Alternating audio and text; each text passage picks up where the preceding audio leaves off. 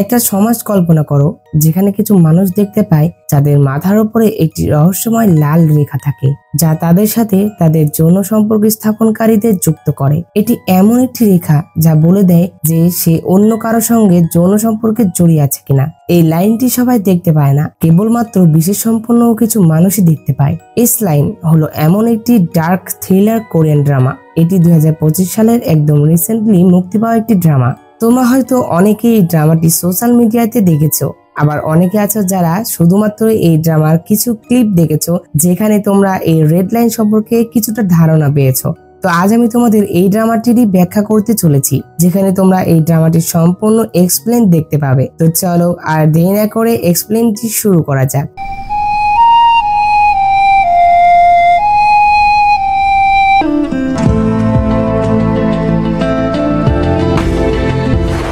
গল্পের শুরুতে আমরা একটি মেয়েকে দেখতে পাই যার নাম ছিল সিন হিয়ন হোপ। আমরা তাকে সিন বলে ডাকবো।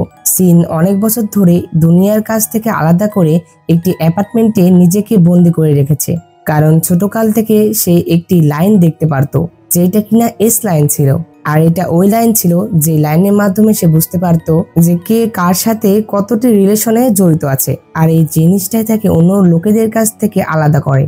সিন যখন ছোট ছিল তখন সে কখনো এই রেড লাইনের বিষয়টা বুঝতে পারেনি, যে কিনা তার প্যারেন্টস এর মাথার উপরেও দেখতে পারতো, যেটা কিনা সে তাদের মাথার উপর থেকে সরানোর চেষ্টা করত, কিন্তু সে পারতো না। সে এটা কখনোই তাদেরকে বলতে পারেনি যে সে একজন বিশেষ মেয়ে, যার জন্য সে তার পেন্টিংস এর মাধ্যমেই মানুষদের বোঝানোর চেষ্টা করতো যে সে কি দেখতে পেত।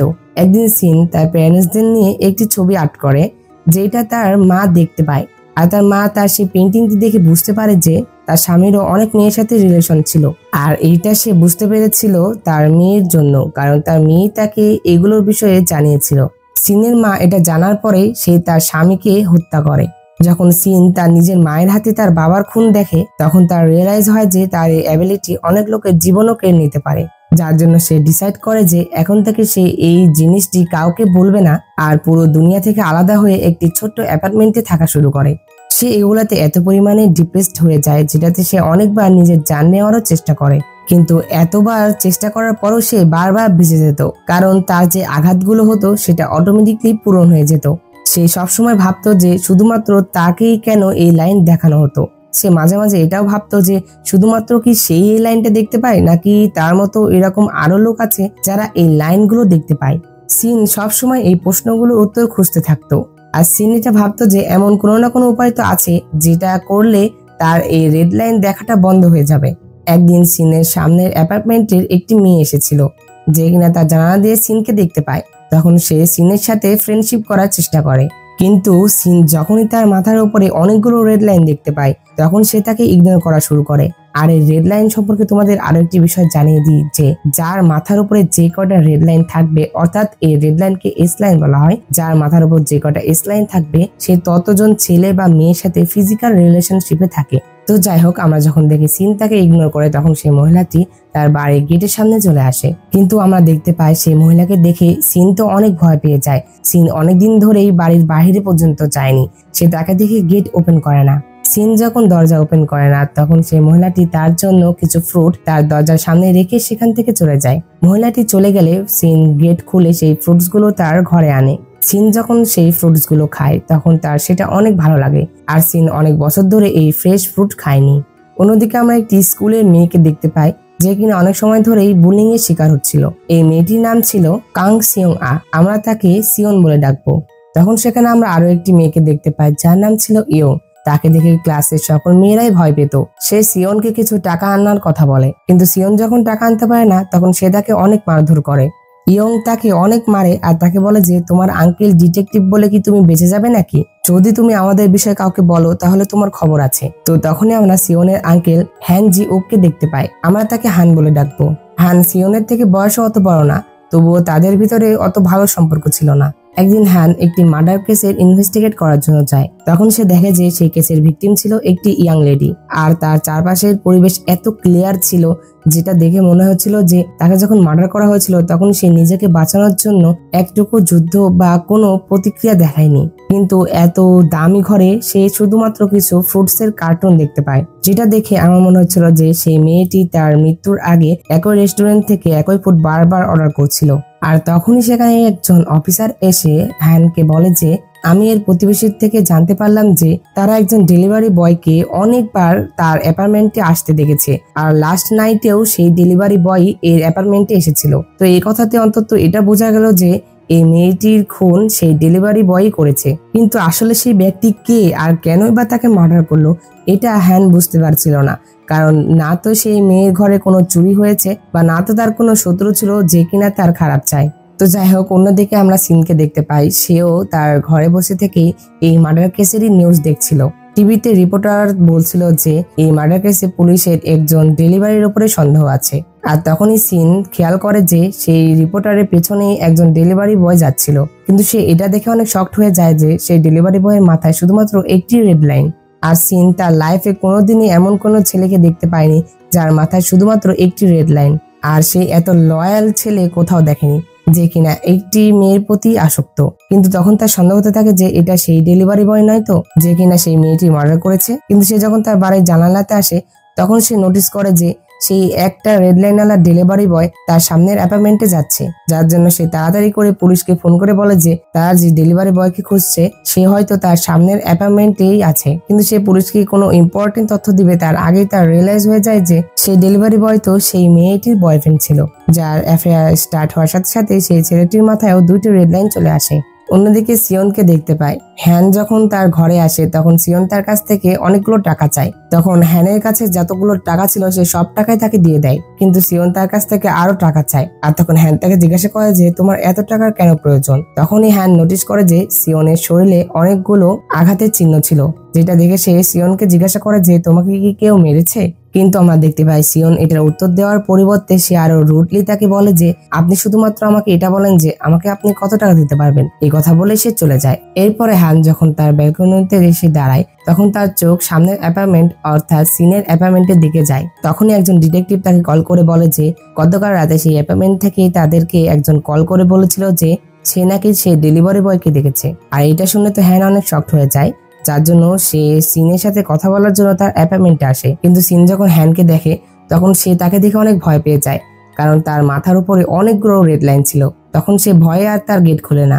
তখন সিনের একজন নেইবারহুড এসে হ্যানকে বলে যে তোমার এখানে দাঁড়িয়ে থেকে কোনো লাভ নেই, এই মেয়ে কোনোদিনই তার অ্যাপার্টমেন্ট থেকে বের হয়নি। কিন্তু হ্যান তারপরেও হার মানে না। সেই লোকটি চলে যাওয়ার পরে সে সিনের সাথে কথা বলার চেষ্টা করে। সে তার সেই মার্ডারের বিষয়ে তাকে প্রশ্ন করে। হ্যান সিনকে এটা বলে যে সে যদি তাদের সাথে কোঅপারেট করে তাহলে হয়তো বা কারো জান বেঁচে যেতে পারে। তখন সিন হালকা দরজা খুলে তাকে বলে যে গতকাল রাতে আমার একটি ভুল বোঝাবুঝি হয়েছিল। আমি যে ডেলিভারি বয়ের বিষয়ে আপনাদের বলেছিলাম সেটা সেই মহিলার বয়ফ্রেন্ড ছিল। আসলে সিন যে অ্যাপার্টমেন্টের কথা বলছিল সেই অ্যাপার্টমেন্ট তাদের টপ ফ্লোরেই ছিল, যেটাতে হ্যান কিছুটা শকড হয়। আর সে তার কাছ থেকে ওই ছেলের বিষয়ে কিছু ইনফরমেশন কালেক্ট করার চেষ্টা করে, কিন্তু সিন তো ভয়ের চোটে সেই দরজায় বন্ধ করে দেয়। এরপরে রাতের বেলা হ্যান যখন আরো একজন ডিটেকটিভের সাথে কথা বলছিল তখন সেই ডিটেকটিভটি বলে যে সেই মেয়েটি যে এক্স বয়ফ্রেন্ড ছিল যে কিনা তার সাথে ব্রেকআপ করে নিয়েছিল সেও তার সামনের অ্যাপার্টমেন্টেই থাকে, আর তার ঘর সেই এরিয়ারও আশেপাশে ছিল যেখানে কিনা মার্ডার হয়েছে। এই কথা বলে সে হ্যানকে সেই ছেলেটির পিকচার দেখায়। আর হ্যান যখনই সেই ছেলেটির পিকচার দেখতে পায় তখনই তার মনে পড়ে যে এই ছেলেটি তো আজকে সিনের বাড়ির সামনে তার সাথে দেখা করেছিল, যার জন্য সে তাড়াতাড়ি করে তাকে ইন্টারোগেট করার জন্য যাচ্ছিল। কিন্তু তখনই তার হসপিটাল থেকে একটি কল আসে আর তাকে জানানো হয় যে তার বাবা যে অনেকদিন ধরে অসুস্থ ছিল সে মিসিং, যার জন্য হ্যান সবকিছু বাদ দিয়ে হসপিটালের উদ্দেশ্যে রওনা দিয়ে দেয়। হসপিটালে আসার পর সে দেখতে পায় তার বাবা ছাদের উপর থেকে সুইসাইড করার চেষ্টা করছিল। এই সবকিছুর মধ্যে অন্য যে ডিটেকটিভটি ছিল সে সেই ছেলেটির কাছে চলে যায়। সে সেই অ্যাপার্টমেন্টে এসে দেখে যে তার অ্যাপার্টমেন্টের চারপাশে অনেক অন্ধকার ছিল। সে যখন ভিতরে প্রবেশ করে তখন সে খেয়াল করে তার মাথার উপরে রেডে ভরে গিয়েছে। লোকটি যখনই হ্যানকে ফোন করে সকল কথা বলবে কিন্তু তখনই সেখানে সেই ছেলেটি চলে আসে। ছেলেটি এসে তার উপরে আক্রমণ করে দেয়। হ্যান যখন বুঝতে পারে যে সে বিপদে তখন সেও সেই অ্যাপার্টমেন্টের দিকে যেতে থাকে। কিন্তু এতক্ষণে সেই ছেলেটি সেই ডিটেকটিভকে একটি চেয়ারে বেঁধে সে একটি হেলমেট পরে নেয় আর সে মিররের সামনে গিয়ে বলে যে এখন শুধুমাত্র আর একজনই থেকে গিয়েছে, এখন খুব তাড়াতাড়ি একে আমাকে শেষ করতে হবে। তখন সে সেই ডেলিভারি বয়ের মতোই আবারও সেই সামনের অ্যাপার্টমেন্টে সেই লেডির কাছে যেতে থাকে। এটা আবার সিন দেখতে পায় আর সে এটা দেখে বুঝতে পারে যে সেই লেডির জান এখন বিপদে আছে। তখন সিন সেই মহিলাটাকে বাঁচানোর জন্য একটি নাইফ তুলে নিয়ে বাইরে যাওয়ার চেষ্টা করে, কিন্তু যে কিনা এত বছর ধরে বাইরে যায়নি তার পক্ষে বাইরে সার্ভাইভ করাটা অনেক কঠিন। আর সে কিছুটা আগে যেতেই সেখানে নিচে পড়ে যায়। এতক্ষণে সেই ছেলেটি সেই মহিলার কাছে চলে গিয়েছিল। মেয়েটি তাকে দেখে অনেক শক্ট হয়ে যায়, কারণ সেই ছেলেটি তার এক্স বয়ফ্রেন্ড ছিল। আর তখন আমরা সেই মহিলার মাথার উপরেও কিছু রেড লাইন দেখতে পাই। আর তখন আমরা জানতে পারি যে এই ছেলেটিও সিনের মতো এই রেড লাইন গুলো দেখতে পেত, আর তার গার্লফ্রেন্ড তাকে চিট করায় সে তাকে মারতে এসেছে। কিন্তু তখন সেখানে সিন পৌঁছে যায়, সে তাকে এমনটা করতে বাধা দেয়। সিন তার সামনে একটি ছুরি নিয়ে দাঁড়িয়েছিল, কিন্তু সে তাকে মারতে পারে না, তার হাত কাঁপছিল। তখন সেই ছেলেটি তার গার্লফ্রেন্ডকে মারার আগে সিনকে দিয়ে শুরু করে। সে সিনকে মেরে তার গার্লফ্রেন্ডের গলা টিপতে থাকে, কিন্তু সিন তারপরেও তার উপরে আবারও অ্যাটাক করে, যেটাতে সেই ছেলেটি চশমা নিচে পড়ে যায়। আর তার চশমা নিচে পড়ায় সে পাগলের মতো সেটা খুঁজতে থাকে। তো ততক্ষণে বাইরে হ্যানও চলে এসেছিল। হ্যান যখন সিনের অ্যাপার্টমেন্টে আসে তখন সে দেখে যে তার দরজাটি খোলা ছিল, যেটাতে সে ভাবে যে কোনো সমস্যা হয়নি তো, কারণ এত বছর ধরে যে মহিলা বাইরে আসেনি সে যদি এখন বাইরে আসে তার মানে কিছু তো হয়েছে। এটা দেখার জন্য সে যখন অ্যাপার্টমেন্টের ভিতরে প্রবেশ করে তখন সে জানালা দিয়ে তার সামনের অ্যাপার্টমেন্টে সেই ছেলেটিকে দেখতে পায় যে কিনা তার চশমাটি পেয়ে গেছিল, যেটা পেয়ে সে সেই মহিলাটিকে মারার চেষ্টা করছিল। কিন্তু তখন সিন সেই ছেলেটিকে আবারও মারার চেষ্টা করে। তখনই সেই ছেলেটি সিনকে যখন মারতে যায় তখন হ্যান তাকে শুট করে মেরে ফেলে। আর তখন সেই ছেলেটি মৃত্যুর আগে দেখতে পায় সেই রেড লাইন গুলো অদৃশ্য হয়ে যাচ্ছে। আর তখন সে বলে যে ফাইনালি এখন আমি আর এই রেড লাইন দেখতে পাবো না। আর এইটা দেখে তো সিন অনেক অবাক হয়ে যায়, কারণ সে জানতো যে শুধুমাত্র সেই এই রেড লাইন গুলো দেখতে পেত। তখন তার মনে পড়ে যে সেই পার্সনটি প্যানিক হয়ে তার চশমা খুঁজছিল, তাহলে কোথাও সেই চশমার কারণে তো সেই রেড লাইন গুলো দেখতে পায় না তো। আর এটাতে সিনের কিছুটা সন্দেহ হয়, যার জন্য সে হ্যানের কাছ থেকে কিছু ইনফরমেশন কালেক্ট করতে যায়। সেখানে তাদের সাক্ষাৎ হয় সিওনের সাথে। সে আসার সাথে সাথে তাদের সাথে সে সেখানে আসার সাথে সাথে তাদের সাথে খারাপ ব্যবহার করা শুরু করে, যার জন্য হ্যান ঘরে গিয়ে সিওনকে জিজ্ঞাসা করে যে তুমি কি সিনকে চিনো। তখন সিওন বলে যে সিন আমার ক্লাসমেট ছিল, কিন্তু একদিন হঠাৎ তার মা তার বাবার খুন করে দেয়, যেটা পর থেকে সে হঠাৎ করে গায়েব হয়ে যায়। অন্যদিকে আমরা সিনকে দেখতে পাই যে কিনা বসে থেকে এটা ভাবছিল যে তার জীবনে এই প্রথমবার তার এই রেড লাইন দেখার কারণে কারো জীবন বেঁচেছে। তখন একটি আননোন নাম্বার থেকে তার কাছে একটি এসএমএস আসে, আর তাকে কেউ একজন বলছিল যে এই রেড লাইন গুলো তুমি দেখতে পাও সেটা আমিও দেখতে পাই, যার জন্য এটার বিষয়ে যদি তুমি জানতে চাও তাহলে এখনই আমার সাথে হাই স্কুলে দেখা করো। সিন সেই মেসেজ দেখে অনেক টেনশনে পড়ে যায় যে সে সেই লোকের কথা শুনে হাই স্কুলে যাবে কিনা। আর অনেকক্ষণ ভাবার পরে সে ডিসাইড করে যে যা কিছু হয়ে যাক না কেন সে এখন আর নিজেকে এই অ্যাপার্টমেন্টে বন্দি রাখবে না। অন্যদিকে আমরা সিওনকে দেখতে পাই যে কিনা অনেকদিন পরে স্কুলে গিয়েছিল। সে যখন তার ক্লাসে যায় তখন সে দেখতে পায় যে ইয়ং আর তার ফ্রেন্ডরা তার লকার থেকে একটি লেটার পায়, যেটা কিনা সে তার ক্রাশকে লিখেছিল। তখন ইয়ং ইচ্ছা করে পুরো ক্লাসের সামনে তার সেই লেটারটি পড়তে থাকে, যাতে করে তাকে অপমান করতে পারে, আর যেটা সিওন সহ্য করতে পারে না, যার জন্য সে সেই লেটারটি তার কাছ থেকে নিতে যায়। কিন্তু সে তো লেটার নিতে পারে না, বরং ইয়ং তাকে মারা শুরু করে দেয়। কিছুক্ষণ পর যখন তাদের ক্লাস টিচার আসে তখন তিনি তাদেরকে থামতে বলেন, কিন্তু তারপরও যখন ইয়ং থামছিল না তখন তিনি নিজে গিয়ে তাদেরকে থামান।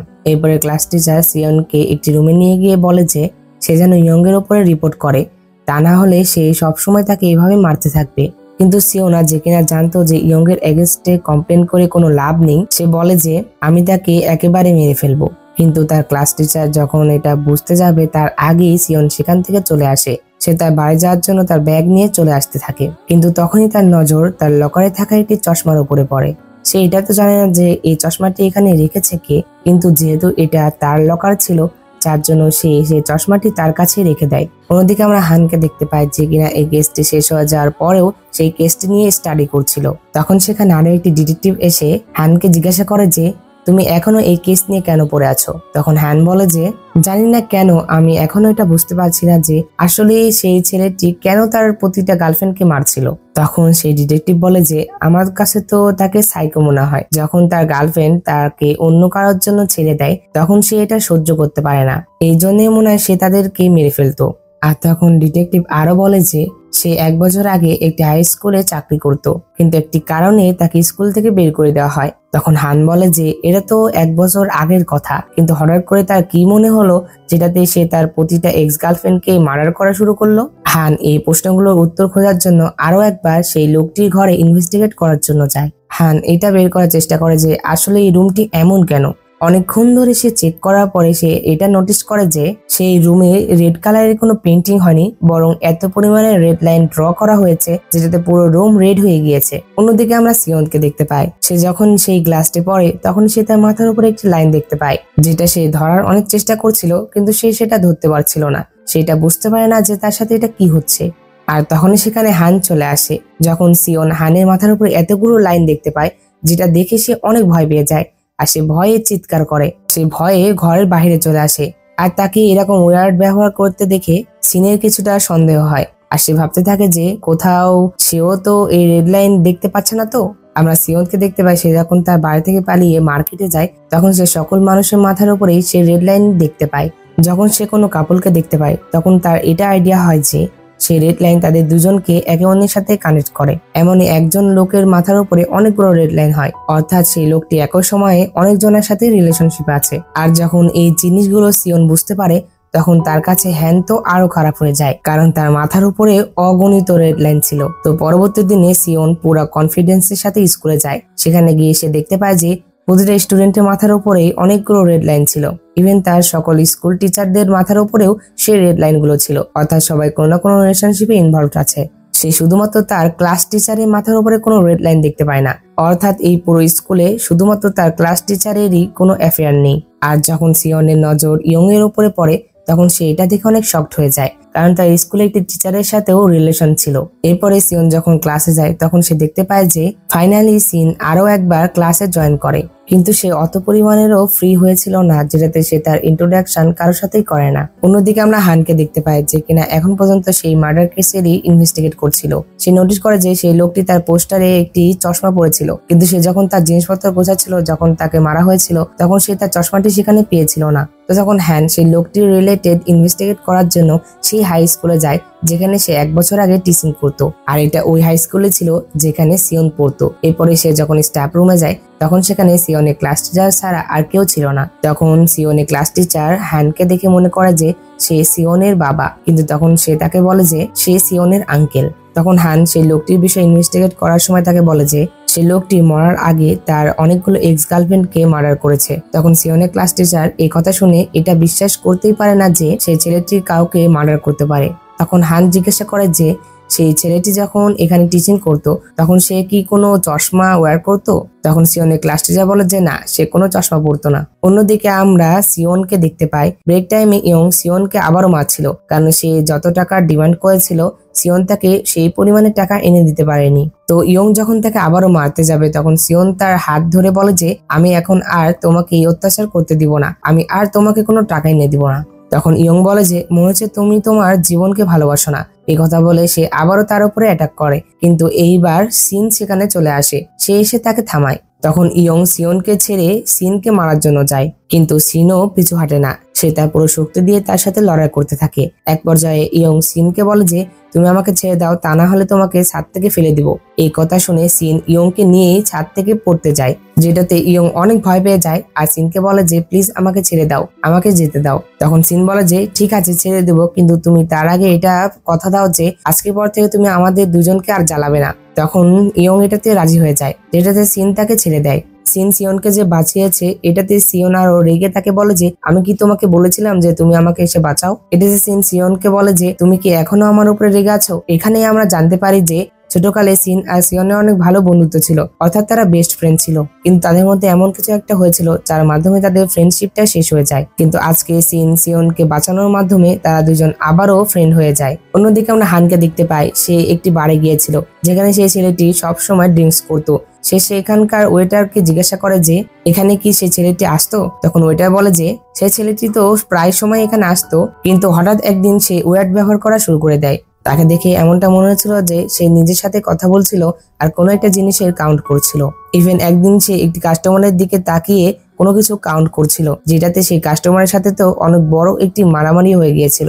কিন্তু যখনই সেই ওয়েটার তার ছবি দেখে তখন সে বলে যে যখন এই পার্সন এখানে আসতো তখন তো সে একটি চশমা পরে আসতো। অন্যদিকে আমরা ইয়ংকে দেখতে পাই যে কিনা রাতে লুকিয়ে সেই টিচারের সাথে দেখা করতে যাচ্ছিল, আর সিওন আবার লুকে লুকে তাকে ফলো করছিল। সে লুকিয়ে তাদের দুজনের একটি পিকচার তুলে নেয়। তখন সিওন ইয়ং এর কাছে এই পিকচারটি পাঠিয়ে তাকে ব্ল্যাকমেইল করার চেষ্টা করে, কিন্তু তখন ইয়ং তাকে বলে যে তুমি মনে হয় ভুলে গিয়েছো যে আমি একজন মাইনার। যদি তুমি এই ছবিটি ভাইরাল করে আমাকে এক্সপোজও করো তাহলে আমার তো কোনো সমস্যা নেই, বরং সকল দোষ সেই টিচারের উপরে যাবে। সিওন এটা দেখে তো কিছুটা আপসেট হয়, কিন্তু কিছুক্ষণ পর তার মনে পড়ে যে সেই পিকচার দিয়ে তো তার টিচারকে অন্তত ব্ল্যাকমেইল করতে পারবে নাকি। এর পরবর্তী দিনে আমরা দেখতে পাই যে স্কুলের অফিসে সকল টিচাররা আলোচনা করছিল যে অন্য একটি স্কুলে একটি টিচারের সাথে একটি স্টুডেন্টের অ্যাফেয়ার ছিল। হঠাৎ একদিন তাদের কথা সবাই জেনে যায়, আর এরা সবাই মিলে সেই টিচার আর সেই স্টুডেন্টের বিষয়ে খারাপ খারাপ কথা বলছিল। তো তখন সেই টিচারকে দেখতে পায় যার কিনা ইয়ং এর সাথে অ্যাফেয়ার ছিল, সেই কথাগুলো শুনে অনেক ভয় পেয়ে যায় যে কোনোদিন যদি তাদের অ্যাফেয়ারের কথা সবাই জানতে পারে তাহলে কি হতে পারে। কিন্তু আবার তখনই সিওন সেই টিচারকে সেই পিকচার দিয়ে ব্ল্যাকমেইল করতে থাকে। একে তো টিচার এই কথাগুলো শুনে এমনিতেই ভয় পেয়েছিল, এর উপরে আবার সিওন তাকে সেই পিকচার দেখিয়ে তাকে আরো ভয় পাইয়ে দেয়। সিওন সেই টিচারকে বলে যে যদি আপনি আমাকে 20 মিলিয়ন ইয়ান দিতে পারেন তাহলে আমি আপনার এই পিকচার ডিলিট করে দিব। এর পরের দৃশ্যে আমরা সিওনকে দেখতে পাই যে কিনা সিনের সাথে কথা বলছিল। সে সিনকে বলছিল যে আমার কাছে 20 মিলিয়ন ইয়ান আছে, আমি একটি ঘর রেন্টে নিতে চাচ্ছি। তখন সিওনকে বলে যে তুমি কি শিফট করতে চাচ্ছ? তখন সিওন বলে যে হ্যাঁ, কারণ আমি স্বাধীনতা চাচ্ছি। তখন সিন বলে যে কিন্তু তোমার তো একটি ফ্যামিলি আছে, তাহলে তুমি একা কেন থাকতে চাচ্ছ? তখন সিওন বলে যে তুমি কি পাগল হয়ে গিয়েছো নাকি? একজন আঙ্কেল আবার কবে থেকে ফ্যামিলি হয়ে গেল, আর তা বাদেও আমার আঙ্কেল তো আমার কোনো চিন্তাই করে না, তাহলে আমি তার সাথে কেন থাকবো? আচ্ছা যাই হোক, তুমি বলো তোমার মা কি জীবিত আছে? তখন সিন বলে যে আমি কি জানি। তখন সিওন বলে যে হ্যাঁ, এটাও ঠিক, যদি সে জীবিত থাকতো তাহলে এতদিনে তো তোমার সাথে কোনো না কোনো কন্ট্যাক্ট করার চেষ্টা করতো। তো এই কথা শুনে সিনের অনেক মন খারাপ হয়, যার জন্য সে পুরো রাত তার বেলকুনিতে বসে থেকে তার মায়ের কথাই চিন্তা করে। এর পরবর্তী দিনে আমরা দেখতে পাই যে সে টিচার ইয়ং এর সাথে অনেক খারাপ ব্যবহার করছে। তখন ইয়ং সেই টিচারকে জিজ্ঞাসা করে যে সে তার সাথে এমন ব্যবহার কেন করছে। তখন সেই টিচার তাকে উল্টো বলে যে তুমি কি আমাদের রিলেশনশিপের ব্যাপারে কাউকে বলেছো? তখন ইয়ং বলে যে না। আচ্ছা, সিওন কি তোমাকে সেই পিকচার পাঠিয়ে ব্ল্যাকমেইল করার চেষ্টা করছে নাকি? এই টিচার তো জানতো না যে তাকে একজন স্টুডেন্ট ব্ল্যাকমেইল করছে। সে এটা জেনে আরো রেগে যায় আর তার সাথে আরো রাগারাগি করে। সে এটা ভেবে আরো ভয় পায় যে যদি তার স্ত্রী এই বিষয়ে জানতে পারে তাহলে তার কি হবে। অন্যদিকে আমরা সিওনকে দেখতে পাই যে কিনা অনেক খুশি ছিল, আর সে সেই টিচারের সাথে সাথে বাকি টিচারদেরও ব্ল্যাকমেইল করা শুরু করে দেয়। আর এগুলাতে সে এত পরিমাণে কনফিডেন্স পেয়ে যায় যেটাতে ফাইনালি সে তার ক্রাশের সাথে ঘুরতে শুরু করে দেয়, অর্থাৎ সবার সামনাসামনি আর কি। আর আমরা দেখতে পাই সিওনের এই বিষয়গুলো নোটিস করছিল। আর একদিন সে যখন দুইটা টিচারের মধ্যে ঝগড়া দেখতে পায় তখন এটা দেখে সে অলরেডি এটা বুঝে গিয়েছিল যে সিওন তাদের সিক্রেট রিলেশনের বিষয়ে সব জানতে পারছিল আর তাদেরকে ব্ল্যাকমেইল করছিল। তো যার জন্য তারা দুজন যখন ওয়াশরুমে ছিল তখন সিওনকে জিজ্ঞাসা করে যে তুমি তো আগে এই চশমা পরতে না, তাহলে এখন কেন পরো? তখন সিওন বলে যে আমার চোখে দুটা উইক হয়ে গিয়েছে না, যার জন্য পড়ি। তখন সেই চশমা হাতে নিয়ে বুঝতে পারে যে এটা সেই চশমাই ছিল যে চশমা দিয়ে এই রেড লাইন গুলো দেখা যেত। যার জন্য সে সরাসরি সিওনকে জিজ্ঞাসা করে যে তুমি কি সেই উইয়ার্ড লাইনগুলো দেখতে পাও নাকি? আর এই কথা শুনে সিওন তো অনেক শকড হয়ে যায়। সে বলে যে তুমিও দেখতে পাও নাকি? তখন সিন বলে যে হ্যাঁ। তখন সিনকে বলে যে তাহলে বলো তো আমার মাথার উপরে কয়টা লাইন? তখন সিওনকে তার মাথার উপরে থাকা রেড লাইনের বিষয়ে বলে, আর তাদের ক্লাসে কার মাথার কতগুলো রেড লাইন ছিল সেই সকল তথ্যই তাকে দেয়। আর তখন সিওনকে জিজ্ঞাসা করে যে তুমি এই চশমাটি কোথায় পেয়েছো? তখন সিওন বলে যে কেউ আমার লকারে এই গ্লাসটি রেখে গিয়েছিল। আর যখন সিনের কাছ থেকে তার সেই চশমাটি চায় তখন সিন তাকে দিতে চায় না। সে বলে যে এটা অনেক ডেঞ্জারাস, আর সে তাকে এটা মনে করায় যে তাদের প্রতিবেশী মেয়ের সাথে যে ঘটনাটি ঘটেছিল এটা এরকম চশমার জন্যই ঘটেছিল। সেই ছেলেটিও এরকম চশমাই পরতো আর যার জন্য তার শেষ পরিণতি এমন হয়েছে। তখন সিওন সেই গ্লাসটি নিয়ে বলে যে আমার এগুলোতে কোনো যায় আসে না, আমি এই গ্লাসটি পেয়েছি যার জন্য এখন থেকে এই গ্লাসটি আমার। এরপরের দৃশ্যে আমরা দেখতে পাই যে সেই টিচারটি যার সাথে আর কি ইয়ং এর অ্যাফেয়ার ছিল সে অনেক ভাবাভাবির পরে সিওনকে সেই টাকা দেওয়ার জন্য রাজি হয়ে যায়। এইটা দেখে তো সিওন অনেক খুশি হয়ে যায় আর সে তার আনন্দ উদযাপন করার জন্য তার বয়ফ্রেন্ডের সাথে ঘুরতে থাকে। কিন্তু সে এটা জানতো না যে তাকে ইয়ং অনেক সময় ধরে ফলো করছে, কারণ তারা দুজন যখন ওয়াশরুমে কথা বলছিল তখন তাদের সকল কথাই ইয়ং শুনে নিয়েছিল। যার জন্য ইয়ং সুযোগ বুঝে সিওনের ব্যাগ থেকে সেই চশমাটি নিয়ে নেয় আর সে সেই চশমাটি পরে ফেলে। আর সেই চশমা পরার পরে যখন সকলের মাথার উপরে সে রেড লাইন দেখে তখন সে এটা দেখে অনেক এক্সাইটেড হয়ে যায়। অন্যদিকে সিওন যখন জানতে পারে তার ব্যাগে সেই গ্লাসটি ছিল না তখন সে অনেক প্যানিক হয়ে যায় আর সে চারপাশে তার চশমা খুঁজতে থাকে। তারপরও যখন সে তার গ্লাস পায় না তখন সে অনেক রাগিতে সিনকে কল করে আর সে তার সাথে রাগারাগি করে আর তাকে বলে যে আমি জানি যে তুমি আমার গ্লাস নিয়েছো আর এই জন্য তোমার জন্য এটাই ভালো হবে যে তুমি সেই গ্লাসটি আমাকে আবারও দিয়ে দাও। সিনকে স্কুলে দেখা করতে বলে আর সে তাড়াতাড়ি করে স্কুলে যেতে থাকে। আর আমরা এটা জানতে পারি যে সিওনকে সেই টিচারও স্কুলেই ডেকেছিল। এরপরে সিওন সেই টিচারের সাথে দেখা করে তার কাছ থেকে 20 মিলিয়ন ইয়ান চায়। তখন সেই টিচার সিওনকে বলে যে প্লিজ আমার সাথে এমনটা করো না, আমার একটি বউ ও একটি বাচ্চাও আছে, আমি আমার পরিবারের সাথে অনেক খুশি, প্লিজ আমার সংসার নষ্ট করো না। কিন্তু সিওন যখন মানে না তখন টিচার বলে যে আমার বেতন অত বেশি না যে আমি তোমাকে 20 মিলিয়ন ইয়ান পে করতে পারবো। তখন সিওন তাকে বলে যে এটা তো আপনার তখন ভাবা উচিত ছিল যখন ইয়ং আমাকে বুলি করতো আর আপনি কিছু না বলে সেখান থেকে চলে যেতেন। তখন টিচার বলে যে আচ্ছা ঠিক আছে, তুমি যা বলবে আমি তাই শুনবো, আর আমি তোমাকে সেই টাকাটি এনেও দিব, তুমি প্লিজ সেই পিকচারটি ডিলিট করে দাও। এই কথা বলে যখন টিচার চলে যাচ্ছিল তখনই তার ওয়াইফের এসএমএস আসে, আর যেটাতে সে দেখতে পায় যে তার ওয়াইফও জেনে গিয়েছিল তার অ্যাফেয়ার সম্পর্কে। আর এইটা দেখে টিচার তো অনেক রেগে যায়। সে সিনকে জিজ্ঞাসা করে যে তুমি এমনটা কেন করলে, তুমি এই পিকচার আমার ওয়াইফকে কেন সেন্ড করলে। অন্যদিকে আমরা সিনকে দেখতে পাই সেও স্কুলে চলে এসেছিল, কিন্তু সে যখনই সেখানে আসে তখনই সে সিওনকে ছাদের উপর থেকে পড়তে দেখে আর তার চোখের সামনে তার বেস্ট ফ্রেন্ডেরও মৃত্যু হয়ে যায়। আর এইটা দেখেই সিওনা অনেক কান্না করতে শুরু করে দেয়। কিন্তু তখনই তার রিয়েলাইজ হয় যে সিওনের এখনো রেড লাইন শেষ হয়নি, অর্থাৎ সে এখনো জীবিত আছে, যার জন্য সে তাড়াতাড়ি করে তাকে নিয়ে হসপিটালে যায়। যখন হান এই বিষয়ে জানতে পারে তখন সেও তাড়াতাড়ি করে হসপিটালে চলে আসে। হান সিওনের জন্য অনেক টেনশন করছিল। তখন হান সিনকে দেখে তাকে জিজ্ঞাসা করে যে তুমি এই সময়ে স্কুলে কি করছিলে। তখন সিন বলে যে আমাকে সিওন ডেকেছিল। আর যখন হান তাকে জিজ্ঞাসা করে যে সিওন এই সময় স্কুলে কি করছিল, তখন সিন বলে যে আমি এগুলো কিছুই জানি না, তাকে কে মেরেছে কিভাবে মেরেছে আমি কিছুই জানি না, আমি শুধু এটা জানি যে সে কোনো সময় সুইসাইড করতে পারে না। এর পরবর্তী দিন দেখতে পায় যে সেই টিচার যার সাথে ইয়ং এর অ্যাফেয়ার ছিল সেও আসা বন্ধ করে দেয় আর ইয়ং স্কুল আসা বন্ধ করে দেয়। অন্যদিকে সকল টিচাররা একে অন্যকে ব্লেম করছিল এই বলে যে অনেক সময় ধরে সিওন তাদেরকে ইয়ং এর বুলিং এর বিষয়ে রিপোর্ট করছিল, কিন্তু তাদের মধ্যে কেউ তার রিপোর্টের কোনো তোয়াক্কাই করেনি, যার জন্য সে সুইসাইড অ্যাটেম্প করলো। তো এই কথাতে সিওনের যে ক্লাস টিচার ছিল সে অনেক অ্যাপসেট হয়ে যায়, কারণ সিওন তো তার স্টুডেন্ট ছিল আর এটা দেখার দায়িত্ব তারই ছিল। তখন একটা টিচার জিয়ং নামের একটি টিচারকে জিজ্ঞাসা করে যে আপনার তো বিয়ে হতে চলেছে, কিন্তু আপনি তো এটা আমাদেরকে বললেনই না যে আপনার বিয়ে কবে হতে চলেছে। যেটাতে জিয়ং তাদেরকে অ্যাপসেট হয়ে বলে যে আমার ওয়েডিং ক্যান্সেল হয়ে গিয়েছে। এরপরে জিয়ং তার বোনের সাথে দেখা করতে যায় যে কিনা রিসেন্টলি তার পাশের অ্যাপার্টমেন্টে শিফট হয়েছে আর যার সাথে তার একটি ছোট্ট মেয়েও ছিল। কিন্তু যখন জিয়ং তার ব্রাদার ইন ল এর বিষয়ে জিজ্ঞাসা করে তখন তার বোন বলে যে সে তো প্রায় সময় ব্যস্ত থাকে।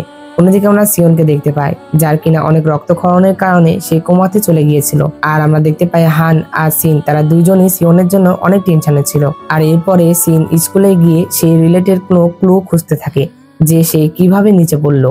আর তখন একটি স্টুডেন্ট এসে সিনকে বলে যে তোমারও এই ইনসিডেন্ট সুইসাইড মনে হচ্ছে না তাই না, আমারও এটা মনে হচ্ছে না, কিন্তু মজার বিষয় এটা হলো যে কেউ এটা নোটিসই করছে না। আর ইয়ন যে কিনা সবসময় সিনকে বুলি করতো সেই ঘটনার পর থেকে সেও তার স্কুলে আসছে না। আমার তো মনে হচ্ছে এটা কোনো ইনসিডেন্ট নয় বরং এটা মার্ডার কেস।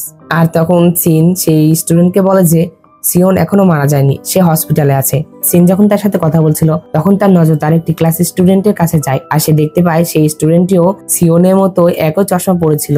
তখন সিন সেই গ্লাসটি দেখে তো অনেক শকড হয়ে যায় আর সে তখন মনে করে যে এটা ওই গ্লাস না তো, যেটা দেখে সে সেই স্টুডেন্টকে থামায় আর তার কাছ থেকে সেই গ্লাসটি নিয়ে দেখে যে সেটা ওই গ্লাস কিনা, কিন্তু সে চেক করে দেখে যে এটা একটা নর্মাল গ্লাস। তখন সে ভাবতে থাকে যে তাহলে সিওনের গ্লাসটা কোথায় যেতে পারে। অন্যদিকে আমরা জিয়ংকে দেখতে পাই সে যখন তার টেবিলে আসে তখন সে তার টেবিলে সেই গ্লাস দেখতে পায়। এই গ্লাসের বিষয়ে জিয়ং এর কোনো আইডিয়াই ছিল না। তখন সেই গ্লাসটি নিয়ে সবাইকে জিজ্ঞাসা করে যে এই গ্লাসটি কার। তখন সিওনের ক্লাস টিচার তাকে বলে যে এই গ্লাসটি তো কোনো টিচারই পড়ে না, তুমি এটা কোথায় পেলে। তখন জিয়ং বলে যে সে তার টেবিলে এটা পেয়েছে। তখন ক্লাস টিচার বলে যে যেহেতু এটা তুমি পেয়েছো তাহলে কেননা তুমি এটা রেখে দাও। জিয়ং যার কিনা এমন গ্লাসে কোনো ইন্টারেস্ট ছিল না তবুও সে কাজের সময় সেই গ্লাসটি পড়ে আর যেটা পড়ার সাথে সাথে সে তাদের সামনে থাকা কলিগদের মাথার উপরে সেই রেড লাইন গুলো দেখতে পায়, যেটা দেখে সে কিছুক্ষণের জন্য তো থমকে যায়। এরপরে যখন সেখানে হান আসে তখন সে তার মাথার উপরে এতগুলো রেড লাইন দেখে অনেক ভয় পেয়ে যায়, যেটাতে সে ভয়ে চশমা খুলে ফেলে। তখন হান সিওনের ক্লাস টিচারকে জিজ্ঞাসা করে যে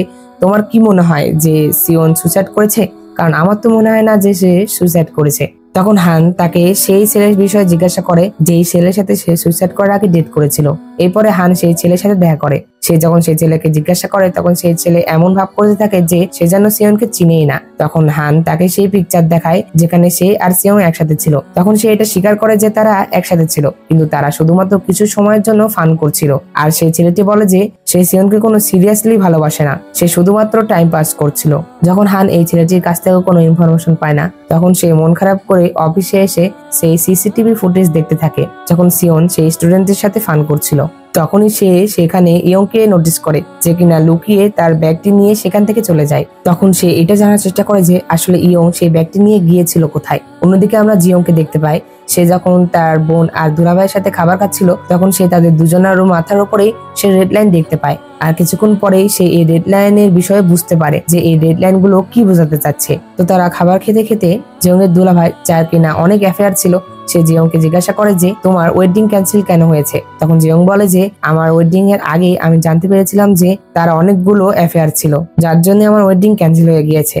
এরপরে জিয়ং যখন তার দুলাভাইয়ের সাথে ওয়াকে যাচ্ছিল তখন সে একটা জিনিস নোটিস করে যে তার দুলাভাইয়ের মাথার উপর থাকা রেড লাইনের মধ্যে একটি রেড লাইন তাদের বাড়ির 4th ফ্ল্যাটের দিকে যাচ্ছিল, যার জন্য সে এটা দেখার চেষ্টা করে যে এই 4th ফ্ল্যাটে কে থাকে। কিন্তু তখন তার দুলাভাই মনে করে যে জিয়ং অনেক ড্রাঙ্ক, যার জন্য সে তাকে ছাড়তে চলে যায়। অন্যদিকে আমরা হানকে দেখতে পাই, হানের চিফ তাকে সেই কেসটি সুইসাইড কেস বলে এই কেসটি বন্ধ করে দিতে বলে। হান তাকে অনেক বোঝানোর চেষ্টা করে যে এটা কোনো সুইসাইড কেস নয়, কিন্তু চিফ তো তার কোনো কথাই শুনে না, বরং বলে যে তুমি তো এই বিষয়ে কিছু জানো না যে সে সুইসাইড করেছে কিনা, তাহলে তুমি কিভাবে কনফিডেন্সলি বলতে পারছো যে সুইসাইড করেনি। অন্যদিকে আমরা জিয়ংকে দেখতে পাই যে কিনা তার দুলাভাইয়ের রিলেশনশিপ নিয়ে অনেক কনফিউজড ছিল। তখন সে সিওনের ক্লাস টিচারকে জিজ্ঞাসা করে যে যদি আপনি কারো অ্যাফেয়ারের সম্পর্কে জানতে পারেন তাহলে আপনি কি করবেন। তখন সিওনের ক্লাস টিচার বলে যে তোমার তো এটা সর্বপ্রথম দেখা উচিত যে তুমি যা দেখেছো বা শুনেছো সেটা সত্যি কিনা। এরপরে জিয়ং যখন তার বাড়িতে আসে তখন সে দেখে যে 4th ফ্ল্যাটে সেই মেয়েটির পার্সেল ভুল করে তাদের ফ্ল্যাটে চলে এসেছিল,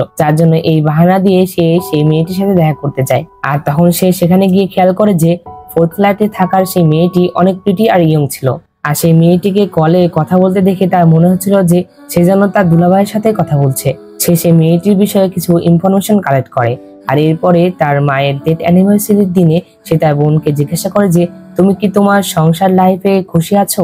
তখন তার বোন বলে যে সুখ আর দুঃখ তো এই সংসার লাইফেরই একটি অংশ, কিন্তু তোমার দুলাভাই অনেক ভালো মানুষ। আর তখন জিয়ং তার বোনকে বলে যে তুমি তোমার খেয়াল রাখো না কেন, তোমার হাজবেন্ড এত টাকা ইনকাম করে, তুমি সেগুলো তোমার নিজের উপরে খরচ করো আর প্রথমে গিয়ে নিজের গেট আপ চেঞ্জ করো। তার বোন এই কথা শুনে অনেক হাসতে থাকে আর তাকে বলে যে তুমি কত বড় হয়ে গেছো তাই না, যদি আজ আমাদের মা জীবিত থাকতো তাহলে তোমাকে দেখে অনেক খুশি হতো। আর তখন আমরা জানতে পারি যে জিয়ং এর মা তার ড্যাডের অ্যাফেয়ারের সম্পর্কে জানার জন্যই তার অ্যাকাউন্টের কাছ থেকে আলাদা হয়ে গিয়েছিল, যার পর থেকে তাদের লাইফ অনেক কষ্টে চলছিল। আর সে তার 2টি বাচ্চা একসাথে সামলাতে পারে না আর অনেক স্ট্রাগল করতে করতে এই দুনিয়া থেকে চলে যায়। অন্যদিকে আমরা দেখতে পাই ইয়ং আর সেই টিচারের অ্যাফেয়ারের কথা পুরো স্কুলে জানাজানি হয়ে যায়। তারপরে একটি বিল্ডিং এ পার্কিং এ সেই টিচারের ডেড বডি পাওয়া যায়, যার সাথে একটি সুইসাইড নোটও ছিল, যেখানে লেখা ছিল যে এটা সত্য যে আমি ইয়ং এর সাথে রিলেশনশিপে ছিলাম আর আমি এটাও জানতাম যে একদিন না একদিন আমাদের এই অ্যাফেয়ারের কথা সবাই জানতে পারবে আর আমি এই ভয়ে সুইসাইড করলাম। কিন্তু তখন হান আর ডিটেকটিভের এটা দেখে এটা মনে হচ্ছিল না যে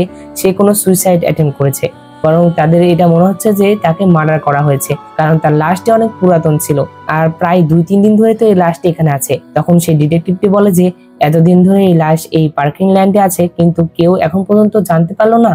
এরপরে হান চলে আসে সিনের সাথে দেখা করতে। হান সিনকে বলে যে তুমি না সিওনের ফ্রেন্ড, তাহলে তুমি এতদিন ধরে হসপিটালে তার সাথে দেখা করতে যাওনি কেন। সিন যখন এটার কোনো উত্তর দেয় না তখন হান বলে যে তুমি তো আমাকে বলেছিলে যে সে কখনোই সুইসাইড অ্যাটেম্প করতে পারে না, তাহলে তোমার কি মনে হয় ওই দিন রাতে সিওন কেন সেই স্কুলে গিয়েছিল। তখন সিন হানকে শুধু এই কথা বলে যে তুমি কি সিওনে সেই গ্লাসটি পেয়েছিলে। তখন হান বলে যে তুমি কোন গ্লাসের কথা বলছো, তুমি কি আমাকে বলতে পারো। তখন সিন বলে যে যাও প্রথমে গিয়ে তার গ্লাসটি খুঁজো, এরপরে তুমি যা জিজ্ঞাসা করবে আমি তাই বলবো। অন্যদিকে আমরা জিয়ংকে দেখতে পাই সেই তার দুলাভাইকে ফলো করতে করতে সিওল একটি লাক্সারি রেস্টুরেন্টে পৌঁছে যায়, যেখানে সে দেখতে পায় তার দুলাভাই সেই 4th ফ্ল্যাটের মেয়ের সাথে ডিনার করছিল আর সে সেই মেয়েটিকে অনেক এক্সপেন্সিভ গিফট দেয়। আর যখন জিয়ং তার দুলাভাইকে কল করে তখন তার দুলাভাই বলে যে আমি এখন অনেক ইম্পর্টেন্ট একটি মিটিং এ আছি, তাই আমি তোমার সাথে এখন কথা বলতে পারবো না। কিন্তু যখন সে সেই মেয়ের সাথে রুমে ছিল তখন হঠাৎ করেই জিয়ং তাকে হাতে নাতে ধরে ফেলে। আর জিয়ং তাকে অনেক রুডলি ভাবে বলে যে তুমি আমার বোনের সাথে এমনটা করার সাহস কিভাবে পেলে। আর তখন তার দুলাভাই বলে যে তুমি আমার সাথে এমনটা করে তোমার বোন কি বিপদে ফেলবে। তখন জিয়ং বলে যে তোমার এটা বলতে লজ্জা লাগে না? একে তো তুমি কাউকে না বলে সিক্রেট রিলেশনশিপে আছো, আবার এগুলো বলছো। জিয়ং সেই মেয়েটিকে সকল কথা বলতে যাচ্ছিল, কিন্তু তখন তার দুলাভাই তাকে থামায় তাকে বলে যে তুমি প্লিজ তাকে কিছু বলো না, আমি আজকে আমার গার্লফ্রেন্ডকে ছেড়ে দিব আর আমি সবসময় আমার ফ্যামিলির সাথেই থাকবো। তখন জিয়ং বলে যে ঠিক আছে, তোমার জন্য এটাই সবচেয়ে ভালো হবে যে তুমি খুব তাড়াতাড়ি এগুলো শেষ করো, তা না হলে আমার থেকে খারাপ আর কেউ হবে না। এরপরে জিয়ং তার বোনকে শেষবারের মতো বিদায় জানাতে আসে, কারণ সে কান্ট্রি ছেড়ে ইউরোপে যাচ্ছিল। এরপরে যখন সে স্কুলে তার জিনিসপত্র গোছাতে যাচ্ছিল তখন সে এটা ভেবে অনেক কনফিউজ ছিল যে সে তার বোনকে ছেড়ে যাবে নাকি যাবে না। এরপরে জিয়ং যখন তার দুলাভাইয়ের গার্লফ্রেন্ডের আইডি চেক করে তখন সে এটা দেখতে পায় যে সেই মেয়েটি প্রেগনেন্ট। এটা দেখে সে আরো রেগে যায়। তখন সে ডিসাইড করে যে সে এখান থেকে যাওয়ার আগে তার বোনকে তার হাজবেন্ডের অ্যাফেয়ারের বিষয়ে বলে যাবে। এরপর সে যখন তার বোনকে কল করে তখন তার বোন কল রিসিভ করে না, যেটাতে সে যখন তার অ্যাপার্টমেন্টের সামনে আসে তখন সে দেখতে পায় তার বোন সেই মেয়েটির গাড়িতে বারবার ধাক্কা দিচ্ছিল। এরপরে সে যখন তাকে বের করে তখন সে দেখে তার বোনের অবস্থা অনেক খারাপ ছিল। আর তখন তার বোন তাকে বলে যে তুমি এমনটা কেন করলে। আর তখনই জিয়ং খেয়াল করে যে তার দুলাভাই এসে সেই মেয়েটিকে জড়িয়ে ধরে আর তাকে বলে যে তুমি ঠিক আছো তো। এটা দেখে জিয়ং অনেক রেগে যায়, সে গিয়ে তাকে মারতে থাকে আর তাকে বলে যে আসলে তুমি কেমন মানুষ। আর তখন তার বোন তাকে এমনটা করতে মানা করে। তারা চলে যাওয়ার পরে তার বোন তাকে বলে যে আমি তার ওয়াইফ নই, বরং সে মেয়েটি তার ওয়াইফ। সে সকলের সামনে লুকিয়ে সিক্রেট রিলেশনশিপে আমাকে রেখেছিল, আর তুমি আজকে তাকে বলেছিলে যে সে যেন এই রিলেশনশিপটি শেষ করে দেয়। তুমি আমার সবকিছু শেষ করে দিয়েছো। তো তখন জিয়ং এর তার বোনের সত্য কথা জেনে তারও খারাপ লাগে। আর আমরাও কি ভাবছিলাম, আমাদেরও তো তার বোনের কাহিনীটি বিশ্বাসই হচ্ছে না।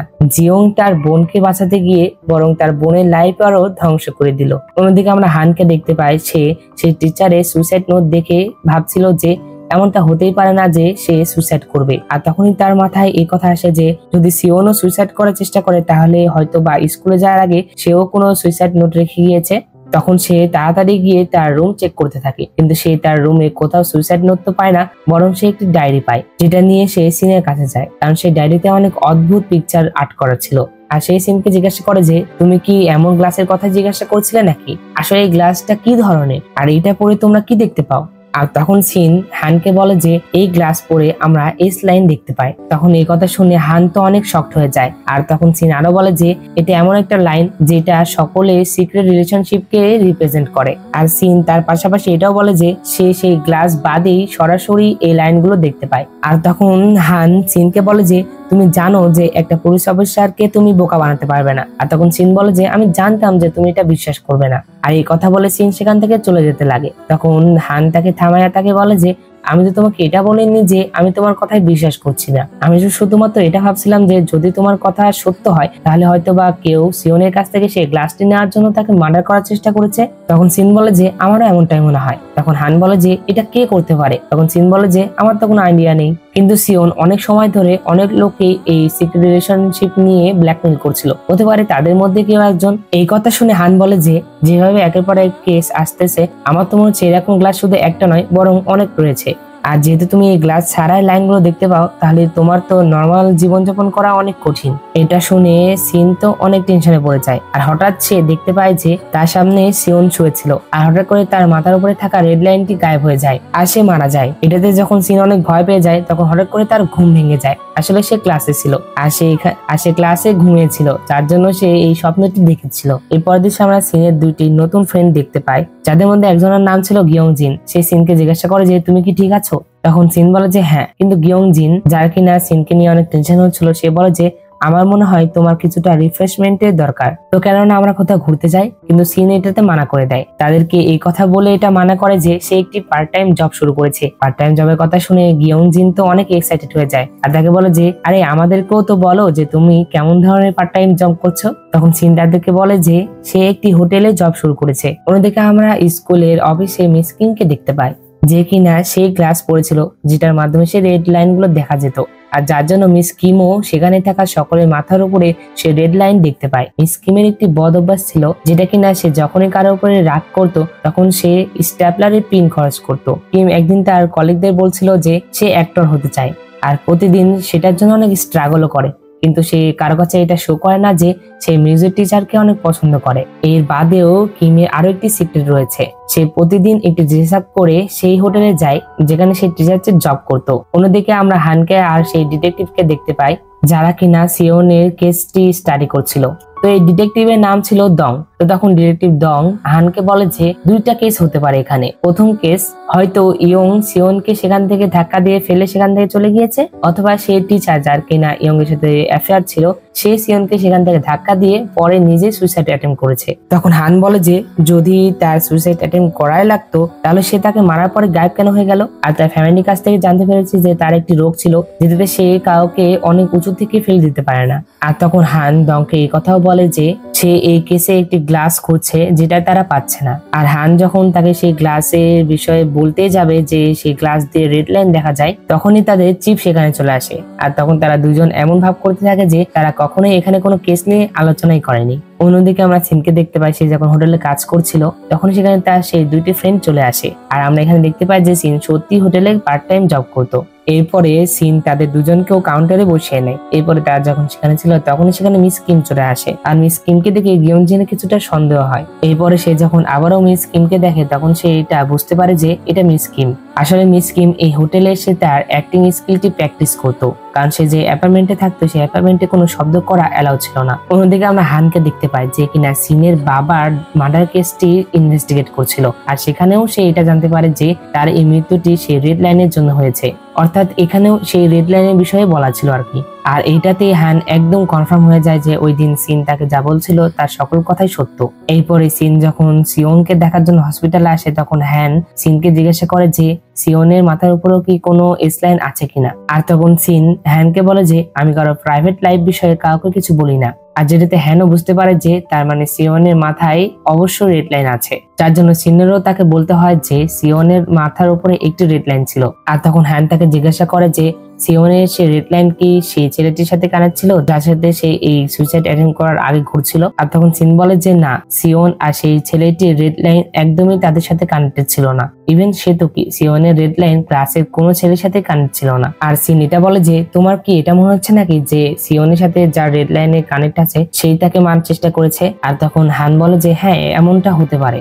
এরপরে সিন যখন বাসায় গিয়ে নিউজ দেখে তখন সেই নিউজের মাধ্যমে আরো একটি মার্ডার কেসের বিষয়ে জানতে পারে, যেখানে পুলিশ এই খুনিকে তো ধরে ফেলেছিল, কিন্তু সিন যখন সেই খুনিকে দেখে তখন সে তার মুখে এমন একটি স্মাইল দেখতে পায় যেটাতে সে বুঝতে পারে যে সে মনে হয় আজকের থেকে খুশি আর অন্য কোনোদিন হয়নি। আর সিন আরেকটি জিনিস খেয়াল করে যে সেই খুনিটিও সেই গ্লাসটি পড়েছিল যেটাতে আসলে রেড লাইন দেখা যায়। এটা থেকে সে অনেক শকড হয়ে যায়, অর্থাৎ এমন গ্লাস যেটা কিনা সেই অনেক দিন ধরে খুঁজছে, সেটা শুধুমাত্র একটা নয় বরং অনেক রয়েছে, কিন্তু এই গ্লাসটি কার কার কাছে আর কোথায় আছে এটার বিষয়ে সে কিছুই জানতো না।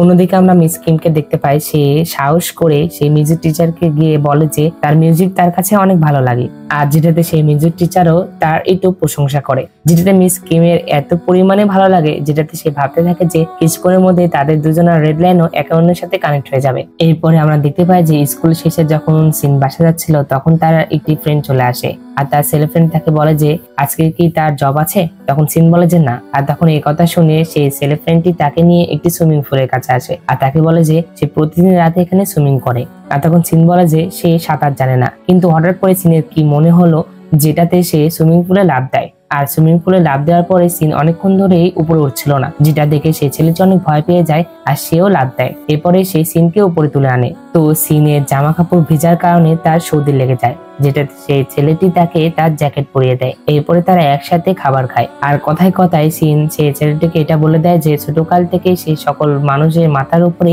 একটি রেড লাইন দেখতে পায়। তখন ছেলেটিও অনেক এক্সাইটেড হয়ে তাকে জিজ্ঞাসা করে যে আমার মাথার উপরেও কি কোনো রেড লাইন আছে। আর তখন সিন বলে যে না, তোমার মাথার উপরে কোনো রেড লাইন নেই, আর না আমার মাথার উপরে আছে, আর না গিয়নজিনের মাথার উপরে আছে। আর যখন সিন দেখে যে ছেলেটি তার সম্পূর্ণ কথাই বিশ্বাস করছে তখন সে তাকে বলে যে তুমি কি আমার কথায় বিশ্বাস করছো। আর তখন ছেলেটি বলে যে হ্যাঁ অবশ্যই, এখানে আমি বিশ্বাস করবো না কেন, তুমি এমনি এমনি কি আর মিথ্যা কথা বলবে, আর আমি যদি মানি তাহলে তুমি আমার কাছে অনেক রেয়ার। আর সিন তার এই কথাতে এত পরিমাণে ইমপ্রেসড হয় যেটাতে সে পুরো রাত তার কথাই ভাবতে থাকে। তো এই ছেলেটির নাম ছিল জুন। এরপরে আমরা হানকে দেখতে পাই যে কিনা ডং এর সাথে সিওনের কেসে ইনভেস্টিগেট করছিল। তখন ডং হানকে জিজ্ঞাসা করে যে আচ্ছা তোমার কি কোনো গার্লফ্রেন্ড নাই, যে তুমি সবসময় খালি কাজে ব্যস্ত থাকো? তখন হান বলে যে না, বর্তমানে আমার তো কোনো গার্লফ্রেন্ড নেই। কিন্তু তখন হান সিওনের ক্লাস টিচারের কথা ভেবে বলে যে কিন্তু আমার একটি মেয়ের বিষয়ে জানার অনেক আগ্রহ আছে। এরপর দিন আমরা দেখতে পাই মিস কিম আবারও সেই হোটেলে আসে। আসলে মিস কিম সেই হোটেলে একই রুম বারবার বুক করতো, কারণ সে সেই রুমে প্রথমবার এই চশমাটি পেয়েছিল আর সে এই চশমা দিয়ে সকলের সিক্রেট রিলেশনশিপটি জানতে পারতো। তো সে যখন তার সাথে থাকা রুমের দিকে দেখে তখন সে দেখে যে সেই রুমে সেই মিউজিক টিচার এসেছিল আর তারও একটি ফেমাস অ্যাক্টরের সাথে অ্যাফেয়ার ছিল, যেটা দেখে তার অনেক রাগ হয়। আর এরপরে সেই অ্যাক্টর যখন বাইরে আসে তখন মিস কিম তার মাথায় মেরে তাকে অজ্ঞান করে দিয়ে তার রুমে তাকে বেঁধে রাখে আর সে তার মতো ড্রেস পরে মিউজিক টিচারের কাছে যায়। কিন্তু মিউজিক টিচার তারপরও তাকে চিনে ফেলে। তখন মিস কিম তাকে তার ফিলিংস এর কথা বলে, কিন্তু মিউজিক টিচার তাকে ইগনোর করে চলে যাচ্ছিল। তখন মিস কিম অনেক রেগে যায় আর সে তার হাতে থাকা স্ট্যাপলার দিয়ে তার মাথায় বাড়ি মারে। আর কিছুক্ষণ পরে মিউজিক টিচার অজ্ঞান হয়ে যায়। আর তখন মিস কিম এটা ভেবে অনেক খুশি হতে থাকে যে সে তার ড্রিঙ্কসের মধ্যে স্লিপিং পিল মিশিয়ে দিয়েছিল। কিন্তু কিছুক্ষণ পরে তার রিয়েলাইজ হয় যে তার মাথা দিয়ে রক্ত বের হচ্ছে, যেটাতে সে বুঝতে পারে যে সেই স্ট্যাপলার তার মাথাতে লাগার কারণে তার মাথাও ফেটে গিয়েছে আর কিছুক্ষণের মধ্যে সে মারাও যাবে। এটা ভেবে সে অনেক মন খারাপ করে আর সে নিজেকে শাস্তি দেওয়ার জন্য সেই স্ট্যাপলার নিজের গায়ে ফুটাতে থাকে। এরপরে সিন যখন ক্লিন করার জন্য আসে তখন সে মিস কিমের রুমে সেই অ্যাক্টরকে দেখতে পায় আর তখন সে তাকে ছেড়ে দেয়। এরপরে সে যখন মিউজিক টিচারের রুমে আসে তখন সে দেখে যে সেখানে মিউজিক টিচারের লাশ পড়েছিল, অন্যদিকে বাথটাবে মিস কিমেরও ডেথ হয়ে গিয়েছিল। তখন হান সেই কেসের ইনভেস্টিগেট করার জন্য চলে আসে। হান যখন সেই কেসে ইনভেস্টিগেট করছিল তখন সে দেখে যে মিস কিম মরার সময় তো সেরকম কোনো চশমা পড়েছিল না, যে চশমার কথা সিন তাকে বলেছিল। তখন সেই সিনের কাছে এসে তাকে জিজ্ঞাসা করে যে তুমি কি মিস কিমের মাথার উপরেও কোনো স্লাইন দেখেছিলে? তখন সিন বলে যে হ্যাঁ দেখেছিলাম, কিন্তু সেটা মিউজিক টিচারের সাথে কানেক্ট ছিল না। আর তখন হান বলে যে তাহলে কেন সেই মিউজিক টিচারকে মার্ডার করলো? আর হ্যান আরো বলে যে আর তুমি কি এটা শিওর যে সেই মিস কিম সেই গ্লাসই পড়েছিল? আর তখন সিন বলে যে হ্যাঁ আমি শিওর, কারণ সেই গ্লাসটি যেই পরে সে নিজেকে স্পেশাল মনে করে আর তাদেরকে দেখতে অনেক ওয়ার্ড লাগে। এই জন্যই তো আমি তোমাকে বলতেছি যে এটা অনেক ডেঞ্জারাস। এই কথা শুনে হ্যান তো অনেক টেনশনে পড়ে যায়। এই কথা শোনার পরে হ্যান আবারও সেই রুমে আসে আর বাথটাবে সেই গ্লাসটি খুঁজতে থাকে আর লাকিলি সেই গ্লাসটি সে পেয়েও যায়। সেই গ্লাসটি পাওয়ার পরে সে যখন সেই গ্লাসটি ওয়ার করে তখন সে মিররে তাকে দেখে তো অনেক শকড হয়ে যায়, কারণ তার মাথার উপরে অনেকগুলো স্লাইন ছিল। আমরা একটি ফ্ল্যাশব্যাক দেখতে পাই। এই ফ্ল্যাশব্যাকটি আসলে হান দেখছিল, সে সিওনকে কিভাবে দেখাশোনা করেছিল সেটাই সে মনে করছিল। যখন তার মা বাবা মারা গিয়েছিল তখনও সে তার সাথেই ছিল, কিন্তু যখন সে বড় হয় তখন সে তার উপরে আর অতটাও মনোযোগ দেয় না। এর পরবর্তী সিনে আমরা হানকে দেখতে পাই যে কিনা পুলিশ স্টেশনে বসেছিল। সে পুলিশ স্টেশনে আসার পরে সে তার সকল কলিগদের মাথার উপরে সেই এস লাইন দেখতে পায়। এরপরে সে ডঙ্গের মাথার উপরও দুইটা এস লাইন দেখতে পায়, যার জন্য সে তাকে জিজ্ঞাসা করে যে তুমি তোমার স্ত্রীর সাথে দেখা করার আগে কোনো মেয়ের সাথে কি ডেট করেছিলে নাকি? তখন ডং বলে যে হ্যাঁ আমি করেছিলাম। তারা যখন কথা বলছিল তখন সেখানে একটি মেয়ে আসে যার নাম ছিল জিনা। সে এসে তাদেরকে বলছিল যে তার সাথে সেক্সুয়ালি অ্যাসল্ট হয়েছে। এর পরের দৃশ্যে আমরা দেখতে পাই হান সিওনের সেই বয়ফ্রেন্ডকে তার কাছে নিয়ে আসে আর সে এটা দেখতে চাচ্ছিল যে সিওনের এস লাইন তার বয়ফ্রেন্ডের সাথে কানেক্ট হয় কিনা, কিন্তু সে দেখে যে তার এস লাইন তার সাথে কানেক্ট হয় না, যেটাতে হান তাকে জিজ্ঞাসা করে যে তার কি অন্য কোনো বিয়ে আছে কিনা। তখন সেই ছেলেটি বলে যে সে তো জানে না, তবে সে মাঝে মধ্যে রেগে এটা বলতো যে সে সিনকে মেরে ফেলবে। অন্যদিকে আমরা সিনকে দেখতে পাই যে কিনা গ্রুপ চ্যাটে তার বন্ধুদের সাথে কথা বলছিল আর সে তাদেরকে বলছিল যে কিছুদিন পর তার বার্থডে আসবে। তখন সবাই তাকে পার্টি রাখার কথা বলে, কিন্তু সিন মানা করে দেয়। তো সে যখন তাদের সাথে কথা বলছিল তখনই তার আননোন নাম্বার থেকে আরো একটি এসএমএস আসে, যে নাম্বার থেকে আগেও তাকে এসএমএস দেওয়া হয়েছিল। সে ব্যক্তিটি তাকে আবার বলেছিল যে তুমি যে পৃথিবী দেখতে পাও সেই পৃথিবী আমিও দেখতে পাই, এই বিষয়ে জানতে হলে স্কুলে চলে আসো। আর তার এই এসএমএস এ আবার তার বার্থডের কথাও লেখা ছিল যে তার বার্থডে কবে। ব্যক্তিটি তাকে ইনভাইট করে। এর পরের দৃশ্যে আমরা দেখতে পাই সিন যখন স্কুলে আসে তখন সে সেই এসএমএসটি আবারও দেখছিল। কিছুক্ষণ পরে সেখানে জিনা চলে আসে, যাকে কিনা আমরা কিছুক্ষণ আগে পুলিশ স্টেশনে দেখেছিলাম। সিন জিনার মাথার উপরে অনেকগুলো স্লাইন দেখতে পায়। পরবর্তী দৃশ্যে দেখতে পায় জিনা পুলিশের কাছে স্টেটমেন্ট দিচ্ছিল যে সে তার একটি বন্ধু জোহনের সাথে দেখা করতে গিয়েছিল। সে তো তাকে বোন মনে করত, কিন্তু তার মনে হতো যে সেই দিন তাকে কেউ কিছু খাইয়ে দিয়েছে আর জোহন আমাকে বেহুশ করে দিয়েছিল আর তারপরেই তারা আমার সুযোগ উঠায়। আর জিনার মনে হচ্ছিল যে তার কাপড়ের মধ্যে কোনো একটা সমস্যা ছিল। এর পরের দিন আমরা হান আর দংকে দেখতে পাই তারা স্কুলে এসেছিল জোহনের সাথে দেখা করার জন্য। তো হান সিওনের ক্লাস টিচারকে এটা বলতে যাবে যে সে জোহনের সাথে দেখা করতে এসেছে। তার আগে সিওনের ক্লাস টিচার হানকে বলে যে তুমি যে চশমাটি পরেছো সে চশমা তোমার উপরে অনেক ভালো স্যুট করছে। তো যাই হোক, এরপর আমরা হানকে দেখতে পাই সে জোহনের সাথে দেখা করে আর তাকে জিজ্ঞাসা করে যে তুমি কি করো আর তুমি সেদিন ড্রিঙ্কস করেছিলে কেন। আর তখন জোহন বলে যে আমি কিছুই করেছিলাম না, আমি তার সাথে শুইনি। আর জোহন আরো বলে যে আমি পড়াশোনার কারণে ডিপ্রেশনে চলে গিয়েছিলাম, যার জন্য আমি ওই দিন ড্রিঙ্কস করেছিলাম। আর আমি একটা এন্টারটেনমেন্ট কোম্পানির জন্য কাজ করি, সেখানে আমি গান গাই। এরপরে হান তার সাথে কথা বলে যখন বাইরে আসে তখন তার সাথে সিনের দেখা হয়। আর সিন যখন এটা দেখতে পারে যে হান সেই চশমাটি পরেছিল তখনই সে তার কাছ থেকে সেই চশমাটি চায় আর তাকে বলে যে তুমি এই চশমা কেন পরেছো, তুমি জানো না এই চশমাটি অনেক ডেঞ্জারাস, এটা আমাকে দাও। আর যখন সিন তার কাছ থেকে এটা নেওয়ার চেষ্টা করে তখন হান তাকে দেয় না। হান বলে যে আমি জানি এটা ডেঞ্জার, কিন্তু আমি এটার সাহায্যে একটা কেস সলভ করতে পারি, এটা আমাকে সাহায্য করতে পারে। এই বিষয় নিয়ে যখন তাদের মধ্যে কথা হচ্ছিল তখন সেখানে সিওনের ক্লাস টিচার চলে আসে। তিনি এসে তাদেরকে জিজ্ঞাসা করেন যে এখানে কি চলছে। আর তখন সিন তার সাথে কোনো কথা না বলে সেখান থেকে চলে যায়। সিন সেখান থেকে চলে গেলে হান সিওনের ক্লাস টিচারকে জিজ্ঞাসা করে যে সে কি তার সাথে ডিনারে যাবে। আর তখন সিওনের ক্লাস টিচার বলে যে কি। তখন হান কোনো কথা না বলে সেখান থেকে চলে যায়। আমরা দেখতে পাই হান যখন সেখান থেকে যাচ্ছিল তখন সিওনের ক্লাস টিচার তাকে দেখছিল। আর আমরা এটা দেখতে পাই যে সিওনের ক্লাস টিচারও এস লাইন গুলো দেখতে পেত। কি এটা অনেক শকিং না? কারণ সে তো কোনো চশমা ওয়্যার করেছিল না, তার মানে সেও সিনের মতোই এস লাইন গুলো দেখতে পেত। অন্যদিকে আমরা হানকে দেখতে পাই সে এন্টারটেনমেন্ট কোম্পানিতে এসেছিল, যেটাতে সে যেন জোহনের বিষয়ে কিছু ইনফরমেশন কালেক্ট করতে পারে। পরবর্তী দৃশ্যে দেখতে পায় জোহনকে ইনভেস্টিগেট করা হচ্ছিল। তখন জোহন তাদেরকে জিনার সাথে হওয়া সকল এসএমএস তাদেরকে দেখায়, যেটাতে এটা প্রমাণ হয়ে যায় যে সে তার সাথে কিছুই করেনি। আর তার পাশের রুমে জিনা আর তার মাও ছিল। তাকে আবার হান প্রশ্ন করছিল। হান তাকে জিজ্ঞাসা করে যে তুমি এই রিলেশনের আগে অনেকগুলো রিলেশন করেছো কিনা, কিন্তু জিনা বলে যে করেনি। কিন্তু হান দেখতেই পাচ্ছিল যে তার মাথার উপরে অনেকগুলো স্লাইন, কিন্তু সে তাকে মিথ্যা কথা বলছে। এরপরে জোহনও সেদিক দিয়ে যাচ্ছিল, যার জন্য হান সেই রুমের গেটটি খুলে দেয় যাতে সে দেখতে পারে যে জোহনের স্লাইনটা জিনার সাথে মিলে কিনা, কিন্তু সে দেখতে পায় তার সাথে মিলে না। অর্থাৎ জোহন তাকে একদম ঠিক কথাই বলেছে। এরপরের দৃশ্যে দেখতে পায় হান যখন তার বাসায় আসছিল তখনই সেখানে তার সাথে সিনের দেখা হয়। তখন তারা দুজন একসাথে বসে থেকে কথা বলে। হান সিনকে বলে যে আমি জানি এটা কেন ডেঞ্জার হতে পারে, তবে এটা ইউজের উপর নির্ভর করে যে ডেঞ্জার হবে কি হবে না। যদি আমি এটা ভালো কাজে ইউজ করি তাহলে কোনো সমস্যা হবে না। অবশ্য আমি এটা সাহায্যেই তো একজনকে বাঁচিয়ে ফেললাম। আর তখন সিন তার মায়ের ফটো বের করে, যেটা থেকে হান বলে যে আমি তোমার বাবা মায়ের কেস দেখেছি, যেটাতে তাদের ডেড হয়ে গিয়েছিল, কিন্তু এটাতে তোমার কোনো দোষ নেই। আর তখন সিন হানকে জিজ্ঞাসা করে যে তুমি এখন কোন কেসটি সলভ করছো। তখন হান বলে যে সে তার ক্লাসের জিনা নামের একটি মেয়ের কেস সলভ করছিল, যার সাথে এগুলো হয়ে গিয়েছে। এরপরের দিশে দেখতে পাই ইয়ং জিনার ভিডিও রেকর্ড করছিল। অন্যদিকে ডিটেকটিভরা জোহনের সাথে দেখা করার জন্য তার অ্যাপার্টমেন্টে আসে, কিন্তু তারা সেখানে কিছুই পায় না। অন্যদিকে আমরা সিনকে দেখতে পাই সে তার হোটেলে আসে যেখানে সে কাজ করত, আর বাইরে থেকে একটি মেয়ে তাকে দেখছিল। এরপরে সিন সেই রুমে আসে যে রুমে মিস কিম আর মিউজিক টিচারকে খুন করা হয়েছিল। তো সে সেখানে এসেছিল কারণ সে জানতে পেরেছিল যে বাথটাবেই হান সেই চশমাটি পেয়েছে। সিন ভিতরে গিয়ে এটা চেক করতে থাকে, তখন সেখানে জুন চলে আসে। আর জুন এসে তাকে বলে যে তুমি এখানে কি করছো। তখন সিন তাকে মিথ্যা কথা বলে, সে তাকে বলে যে সে তার একটি জিনিস এখানে ছেড়ে গিয়েছিল, সেটাই নেওয়ার জন্য এসেছে। আর তখন জুন বলে যে আমি এই পাশ দিয়ে যাচ্ছিলাম আর তখনই তোমাকে এখানে আসতে দেখলাম, যার জন্য আমি এখানে এসেছি। আর তখন সিন জুনকে বলে যে অবশ্যই আমি তোমাকে বলেছিলাম যে আমি কিছু অদ্ভুত জিনিস দেখতে পাই, আর এখন তোমার মাথার উপরে সেই লাইনটি দেখা যাচ্ছে। এই কথা শুনে জুন অনেক ভয় পেয়ে যায় আর সে সিনকে হাত করে ফেলে আর তাকে এমন কথা বলতে মানা করে। এটা দেখে সিন অনেক খুশি হয় আর সে তাকে দেখে স্মাইল করতে থাকে। এরপরে সিন মিররে দেখে আর জোনকে কিস করে। অন্যদিকে আমরা দুজন ডিটেকটিভকে দেখতে পাই যারা কিনা জোনের অ্যাপার্টমেন্টের বাইরেই কিছু ক্লু খুঁজছিল।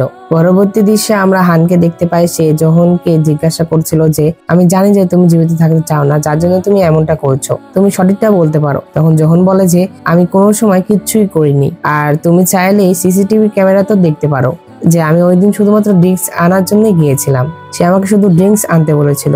আর যেটাতে হানও সিসিটিভি ক্যামেরা দেখে আর সে দেখে যে শুধুমাত্র সেখানে জোহনই ছিল না, বরং তার ফ্রেন্ডরাও সেখানে ছিল। তারা এখানে মোট 4 জন ছিল।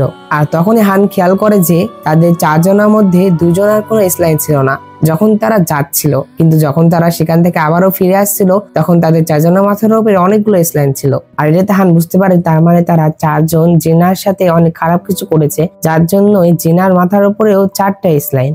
এর পরবর্তী সিনে আমরা সিনকে দেখতে পাই যে কিনা স্কুলে ছিল। সে যখন যাচ্ছিল তখন সে জিনাকে দেখতে পায়। সেটা খেয়াল করে যে জিনার 3টা স্লাইন তাদের এই ক্লাসে থাকা 3টি ছেলের সাথে কানেক্ট হচ্ছিল। এটা দেখে সিন যখন হানকে কল করতে যায় তখন সেখানে হান চলে আসে। তো তখন আমরা দেখতে পাই হান সেই 3টি ছেলেকেই তার কাস্টডিতে নিয়ে আসে তাদেরকে জিজ্ঞাসা করার জন্য, কিন্তু সেই 3টি ছেলের একটিও তাদের মুখ খুলে না। আর তাদের মধ্যে একটি ছেলে তাদেরকে বলে যে সে বাড়িতে যাবে, যেটাতে হান বলে যে ঠিক আছে আমি তোমাকে পৌঁছে দিচ্ছি। এই কথা বলে হান আর ডং তাকে নিয়ে গাড়িতে করে আসতে থাকে, কিন্তু তারা তাকে তার বাড়িতে না দিয়ে সেই দোকানে নিয়ে আসে যে দোকানের সামনে তারা 4জন মিলিত হয়েছিল। যখন তারা গাড়ি থেকে নামে তখন সেই ছেলেটি সেখান থেকে পালানোর চেষ্টা করে, কিন্তু তারা তাকে ধরে ফেলে। এরপরে তারা গাড়িতে বসে থেকে কথা বলছিল আর হান তাকে জিজ্ঞাসা করে যে তুমি কি এখন বলবে যে কি হয়েছিল। তখন ছেলেটি বলে যে এই সকল প্ল্যান জোহনের ছিল, সেই দিন সে মেডিসিন মিশিয়ে দিয়েছিল আর জিনাকে বেহুশ করে দিয়েছিল, এটাতে আমি কিছুই করিনি। এরপরে হান জোহনের কাছে আসে আর তাকে জিজ্ঞাসা করে যে তুমি কি কিছু বলবে। তখন জোহন বলে যে আমি কিছুই করিনি, তোমার কাছে কি কোনো প্রমাণ আছে। এর পরবর্তী সিনে দেখতে পাই হান সিনের সাথে যাচ্ছিল আর তখন সিন তাকে জিজ্ঞাসা করে যে আচ্ছা তাহলে কি তারা শাস্তি পাবে। আর তখন হান বলে যে আমার যে কাজ ছিল সেটা আমি করে দিয়েছি, এখন এটা কোর্টের উপরে ডিপেন্ড করে। তখন সিন হানের মাথার উপরে এতগুলো স্লাইন দেখে সে বলে যে যদি এতগুলো স্লাইন আমার মাথার উপরে থাকতো তাহলে আমি কোনো কিছু ফিল করতে পারতাম না। আর তখন হান বলে যে তুমি কি আমার মজা নিচ্ছ নাকি। তো তখনই তার কাছে একটি কল আসে আর সেই সিনকে একটি জায়গায় নামিয়ে দিয়ে বলে যে তার একটি কাজ আছে, এই কথা বলে সে চলে যায়। আমরা দেখতে পাই হান হসপিটালে এসেছিল আর সে জানতে পেরেছিল যে তার ড্যাড গায়েব হয়ে গিয়েছে। সে সিসিটিভি ক্যামেরা চেক করে দেখে যে একটি মেয়ে তার বাবাকে সেখান থেকে নিয়ে যায়। আর যখন হান ভালো করে খেয়াল করে তখন সে দেখতে পায় সেটা আর কেউ নাই বরং সিওনের ক্লাস টিচার ছিল। তখন হানের কাছে একটি ফটো আসে যেটা কিনা সিওনের ছিল, যেটা দেখে সে হসপিটালে সিওনের কাছে চলে যায় আর সেই সিওনের কাছে এসে দেখে যে সে ঠিক আছে। কিন্তু তখনই সে খেয়াল করে তার স্লাইনটি পাশেই কোনো একটা রুমে কারোর সাথে কানেক্টেড হচ্ছিল। তখন সে যখন বন্দুক নিয়ে তাকে দেখতে যায় তখন সেখানে তার পিতা চলে আসে আর সে দেখতে পায় তার পিতার সাথে সিওনের স্লাইনটি কানেক্ট হচ্ছে, যেটা দেখে সে অনেক রেগে যায় আর সে তার গলা টিপে ধরে আর তাকে বলে যে তুমি সিওনের সাথে কি করেছো। আমরা দেখতে পাই যে একটি মেয়ে রেস্টুরেন্টে কাজ করছিল যার নাম ছিল ইউন। তখনই তার কাছে গিয়ে একজন একটি ভিডিও সেন্ড করে যেটা কিনা তার ছিল আর সে তাকে এই ভিডিও দিয়ে ব্ল্যাকমেইল করতে থাকে। এরপরে ইউন ক্লাসে আসে আর সেই ক্লাস করার পর রাতে যখন বাসায় আসে তখন সে তার সেই ভিডিওটি দেখে আর তাকে অনেক SMS-ও দেওয়া হয়েছিল যেখানে সে লিখেছিল যে তারা তার এই ভিডিওটি এক্সপোজ করে দিবে। এরপরে ইউন যখন রেস্টুরেন্টে ছিল তখন সে নিজেকে মেরে ফেলার চেষ্টা করে। সে যখন জাম্প করতে যাবে তখন সেখানে সিওনের ক্লাস টিচার চলে আসে। সে এসে তাকে বাধা দেয়। সিওনের ক্লাস টিচার তার কাছ থেকে একটি কফি নেয় আর তাকে একটি চশমা দেখায় আর তাকে বলে যে এই চশমাটি আমি এখানে পেয়েছি, এটা কি তোমার। কিন্তু ইউন মানা করে দেয়। তখন সিওনের ক্লাস টিচার বলে যে কোনো সমস্যা নেই, এই চশমা তোমার উপরে স্যুট করবে, তুমি এটা নিতে পারো। অন্যদিকে আমরা সিনকে দেখতে পাই সে বাস স্টপে বসেছিল, সে জুনকে কল করে ফেলেছিল আর তখন সেখানে জুন চলে আসে। জুন সেখানে আসলে সিন তাকে বলে যে আমি তোমার সাথে কিছু করতে চাচ্ছি। এরপরে সিন জুনকে একটি হোটেলে রুমে নিয়ে আসে। তখন সিন জুনকে সরাসরি বলে দেয় যে সে তার সাথে সেক্স করতে চায়। জুন সিনকে বলে যে আমার মনে হয় এটা করা ঠিক হবে না, কিন্তু সিন বলে যে আমি এর আগে কারোর সাথে কিচ্ছু করিনি, আমি তোমার সাথেই ফার্স্ট করতে চাই আর আমি তোমার সাথে রিলেশন রাখতে চাই। তো তখন জুন রাজি হয়ে যায় আর এরপরে তারা কিস করে আর এরপরে যা করার দরকার ছিল তাই করে আর কি। তখন সিন তার স্লাইনকে দেখতে পায় যেটা কিনা জুনের সাথে কানেক্ট হয়ে যায়। এরপরে তারা বাসা যাচ্ছিল, তারা একে অন্যকে দেখে অনেক স্মাইল করছিল। তখন জুন সিনকে বলে যে চলো কিছু খাবার খাই, কিন্তু সিন মানা করে দেয়। সে বলে যে আমার এখন লাস্ট বাস আসবে, আমার এখান থেকে যেতে হবে। আর তখন জুন বলে যে ঠিক আছে, তাহলে আমি তোমার জন্য কিছু নিয়ে আসছি, তুমি এখানেই থেকো। এরপরে জুন একটি কেক নিয়ে সিনের কাছে আসছিল। অন্যদিকে সিন মিররে তার স্লাইন দেখছিল। সে যখন দেখছিল তখন হঠাৎ করে সে খেয়াল করে তার স্লাইনটি গায়েব হয়ে যায়। তখন সে অনেক লোকের চিৎকারের শব্দ শুনতে পায়, যেটাতে সে যখন সেখানে যায় তখন সে দেখতে পায় যে জুনের অ্যাক্সিডেন্ট হয়ে গিয়েছিল আর সে মারা গিয়েছিল, যার জন্য সিনের স্লাইনটি গায়েব হয়ে গিয়েছিল। তখন সিন বলে যে আমি একজন অভিশপ্ত মেয়ে, আমার কারো কাছে যাওয়া উচিত হয়নি। এরপরের দৃশ্যে আমরা দেখতে পাই সিন একটি জায়গায় বসেছিল, সে অনেক কান্না করছিল। তখনই তার কাছে কেউ একজন একটি ভিডিও সেন্ড করে যে কিনা তার ফ্রেন্ড ছিল। তখন সিন হানকে কল করে তাকে সাহায্য করার জন্য। তো তখন সেখানে হান চলে আসে। হান আর সিন গাড়িতে বসেছিল। সিন হানকে বলে যে প্রতি বছর আমার বার্থডের দিনে কেউ আমাকে একটি গিফট পাঠাতো, আমি ভাবতাম যে সেটা আমার মা হবে, কিন্তু এখন দেখছি সেটা তো খুনি ছিল। এরপরে তারা স্কুলে চলে আসে। তারা একটি রুম দেখতে পাচ্ছিল যেখান থেকে আলো আসছিল, যেটাতে তারা বুঝতে পারে যে তার ফ্রেন্ড অবশ্যই সেখানেই থাকবে। এরপরে তারা দৌড়ে সেই রুমে যায়, আর যখন সিন সেখানে আসে তখন সে তার ফ্রেন্ডকে দেখতে পায়, যেটাতে সে তার দড়ি খুলে দেয়। সিন তাকে বলে যে বাইরে ডিটেকটিভ হানও আছে। যখন তারা বাইরে আসে তখন তারা হানকে আর দেখতে পায় না। অবশ্য হান এখানেই ছিল, কিন্তু তখন আমরা বুঝতে পারলাম যে হান অন্য একটি দুনিয়ায় পৌঁছে গিয়েছিল। সে মিররের ভিতরে ঢুকে গিয়েছিল, আর সিন আর তার ফ্রেন্ড বাস্তব দুনিয়াতেই ছিল। সিন আর তার ফ্রেন্ড দৌড়ে নিচে নামছিল, কিন্তু বারবার সেই একই জায়গায় পৌঁছে যাচ্ছিল, মানে কিছুটা টাইম লুপের মতো আর কি। আমরা হানকে দেখতে পাই সে ছাদে চলে আসে। সেই ছাদের গেট যখন খুলে তখন সেটার একটা শব্দ হয়, আর এই শব্দটা সিনেরাও পায়, যেটাতে তারাও ছাদে চলে আসে। কিন্তু ছাদে আসার পরেও তারা হানকে দেখতে পায় না। আমরা হানকে দেখতে পাই সে অন্য দুনিয়াতেই ছিল, সেও সেই ছাদেই ছিল, কিন্তু সে অন্য দুনিয়াতে ছিল, যেখানে হান অনেকগুলো ছেলে মেয়েকে দেখতে পায়, আর তাদেরকে লিড করছিল ইউন। আমরা দেখতে পাই ইউন একটি ফ্ল্যাশব্যাক মনে করে, যেখানে সে সেই চশমাটি পরে ফেলেছিল, আর এটা পড়ার পরে সে সিওনের ক্লাস টিচারকে জিজ্ঞাসা করে যে তোমার কি কোনো উদ্দেশ্য আছে, তুমি আমাকে চশমা কেন দিয়েছো? তখন সিওনের ক্লাস টিচার বলে যে কেন, কি হয়েছে? তুমি কি ঠিক নেই? তুমি আগে নিজেকে মারতে চাচ্ছিলে, কিন্তু এখন তুমি অন্যকে মারতে চাচ্ছ, আমি কি ঠিক? তখন ইউন বলে যে আমি জানি না যে তুমি কি বলছো। কিন্তু পরবর্তী দৃশ্যে আমরা দেখতে পাই যে ইউনের মাথায় যে 4টা লাইন ছিল, সে এক এক করে সেই 4জনকেই মেরে ফেলে। অবশ্য 4জনের ভিতরে একজন বেঁচে ছিল, যাকে কিনা সে সবার সামনে মেরে ফেলে। আর এই সকল কিছু হান লাইভে দেখছিল। আর অন্যদিকে বাস্তব ওয়ার্ল্ডে আমরা সিনকে দেখতে পাই। সিন তার ফ্রেন্ডকে বলছিল যে আমি কিছু অদ্ভুত জিনিস দেখতে পাই। এই কথা যখন সে বলে তখন তার ফ্রেন্ড যখন তার দিকে তাকায় তখন সে দেখতে পায় তার ফ্রেন্ডও সেই চশমা পড়েছিল। তখন তার ফ্রেন্ড তাকে বলে যে আমার ক্লাস টিচার আমাকে বলেছিল যে তুমি নাকি লাইন দেখতে পাও, সেটা আবার বিনা চশমাতে, এটা কি সত্যি? আর তখন সিন বলে যে তোমার কাছে এই চশমা কিভাবে আসলো, এটা খুলে ফেলো। আর অন্যদিনে আমরা সিওনের ক্লাস টিচারকে দেখতে পাই, যার মাথার উপরে অগণিত লাইন ছিল, কিন্তু হঠাৎ করে সেগুলো গায়েব হয়ে যায়। আর তার সামনে একটি বডি ছিল। সে যখন সেই পদ্ধতি সরায় তখন আমরা দেখতে পাই সেটা হানের বাবা ছিল।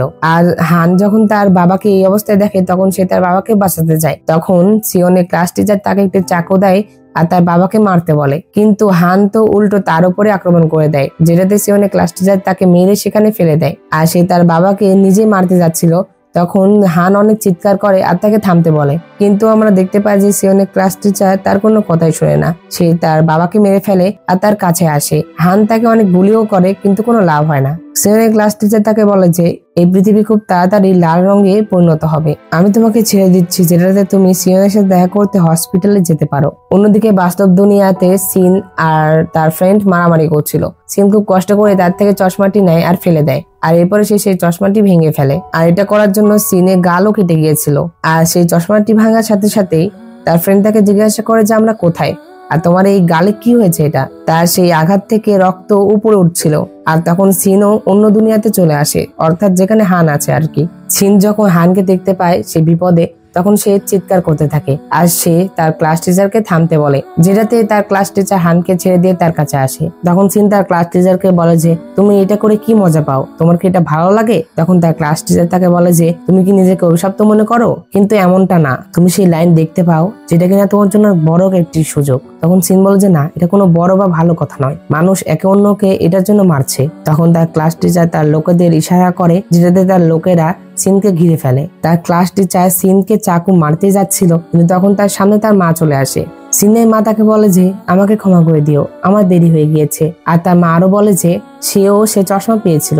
তার মা যখন সেই চশমাটি পরে তখন সে তার স্বামীর লাইন গুলো দেখতে পায়, আর তার স্বামীর একটি লাইন তার পাশের একটি মেয়ের সাথে কানেক্ট হচ্ছিল, যেটা দেখে সে তার স্বামীকে খুন করেছে। এই কথাগুলো শুনে সিনের অনেক রাগ হয়, যেটাতে সে তার ক্লাস টিচারকে মারতে আসে, কিন্তু আমরা দেখতে পাই সে তার ক্লাস টিচারকে মারার পরিবর্তে সে নিজেই আহত হয়। অর্থাৎ ক্লাস টিচার তার পেটে চাকু ঢুকিয়ে দিয়েছিল, যেটাতে সিনের পেট থেকে অনেক রক্ত বের হচ্ছিল। তখন ক্লাস টিচার তাকে উপরে তোলে, আর এক পর্যায়ে তার পেট থেকে এত পরিমাণে রক্ত বের হচ্ছিল যেটাতে একটি বড় সার্কেল তৈরি হয়। তখন তার ক্লাস টিচার তার পাওয়ার ইউজ করে সেই সার্কেল পুরো দুনিয়াতে ছড়িয়ে দেয়। তখন সিন তার কাছে আসে আর তাকে চাকু মেরে দেয়। আর তখন তার ক্লাস টিচার বলে যে এখন তো কিছু করার নেই, অনেক দেরি হয়ে গিয়েছে, এটা পুরো দুনিয়াতে ছড়ে গিয়েছে। এই কথা বলে সে মারা যায়। আর তখনই আশপাশের লোকেরাও ছুটাছুটি করতে থাকে, কারণ তাদের জ্ঞান চলে এসেছিল। অন্যদিকে হানও উঠে পড়েছিল। সে যখন তার কাছে আসতে যাচ্ছিল তখন তার চশমাটি ধাক্কা লেগে পড়ে যায়। আর আমরা দেখতে পাই সিন আর হান বাস্তব দুনিয়াতে চলে এসেছিল। আর তখন সিনের ফ্রেন্ড তাকে বলে যে তুমি কি ঠিক আছো। আর তখন সেখানে আমরা হানকে দেখতে পাই যে কিনা তার চশমাটি নেওয়ার জন্য যাচ্ছিল।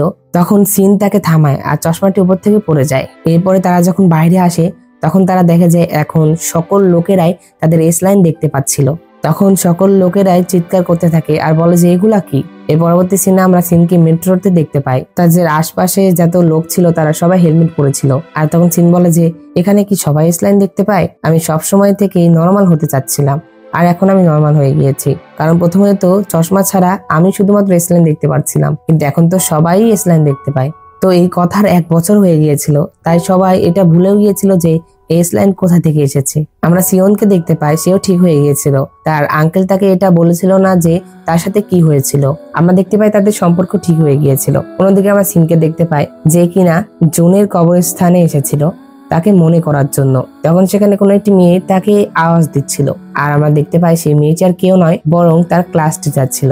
আর এখানেই এই ড্রামাটি শেষ হয়ে যায়। এখানে ড্রামাটির অনেক কিছুই ক্লিয়ার করা হয়নি। মানে আমার কাছে এই ড্রামাটির এন্ডিংটা অতটা ভালো লাগলো না। তোমাদের কাছে ড্রামাটি কেমন লেগেছে অবশ্যই কমেন্টে জানাবে। তবে ড্রামাটির এন্ডিংটা ভালো না হলেও পুরো ড্রামাটা কিন্তু ভালো ছিল, অর্থাৎ ড্রামাটি অনেক সাসপেন্সে ভরা ছিল। তো যাই হোক, ভিডিওটি ভালো লেগে থাকলে অবশ্যই একটি লাইক করে দাও। আর এমনই নতুন নতুন ড্রামা দেখতে হলে আমার চ্যানেলটি সাবস্ক্রাইব করে পাশে থাকা বেল বাটনটি অলে ক্লিক করে দাও। তো দেখা হচ্ছে পরবর্তী এক্সপ্লেনে। সে পর্যন্ত ভালো থাকো, সুস্থ থাকো এই কামনা করে আজকের ভিডিও এখানে শেষ করছি। আল্লাহ হাফেজ।